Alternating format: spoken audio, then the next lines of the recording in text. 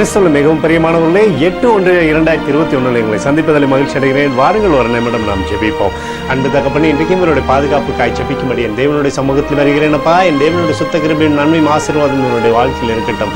இயேசு கிறிஸ்து சிந்தின பரிசுத்த ரத்தத்தை இவர் மீதும் இவர் குடும்பத்தின் மீதும் இவர் செய்கிற சகல காரியத்தின் மீது பூசுகிறேனப்பா. ஆகவே இந்த நாள் முழுவதும் நன்மையும் கிருபையும் விடுதலையும் இவருடைய வாழ்க்கையில் இருக்க போவதற்காக நன்றி.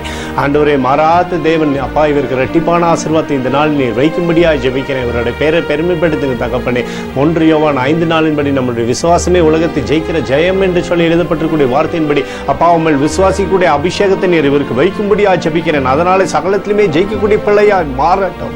பாதுகாப்பாரனுக்குள்ளாய் மூடி மறைத்துக் கொள்ளுங்க. நேற்று மீண்டும் என்று மாறாதவராகிய இயேசுவின் நாமத்தில் உங்களோடு ஜெபிக்கிறேன் நல்ல பிதாவே, ஆமென். பிரியமான ஜெப பங்காளரே, ஒரு நிமிடம் நாம் இந்திய தேசத்திற்காய் ஜெபிப்போம். அன்பு தகப்பனே, 8/1/2021 இந்திய தேசத்திற்காய் ஜெபிக்கும்படியா என்னுடைய சமூகத்தில் வருகிறேனப்பா.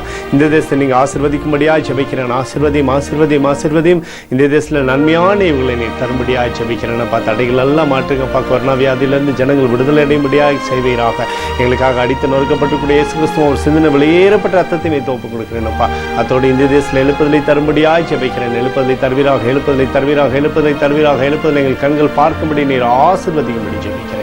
நேற்றும் இன்றும் என்று மாறாதவராகிய இயேசுவின் நாமத்தில் உங்களோடு ஜெபிக்கிறேன் நல்ல பிதாவே, ஆமென். பிரியமான ஜெப பங்காளரே, ஆனால் நம்மளுடைய ஜெபத்தை கேட்டிருக்காரு. இந்த நாள் முழுவதும் கர்த்தராகிய இயேசு கிறிஸ்துக்குள் நீங்கள் வளரும்படி உங்களை வாழ்த்தி ஆசீர்வதிக்கிறேன், ஆமென்.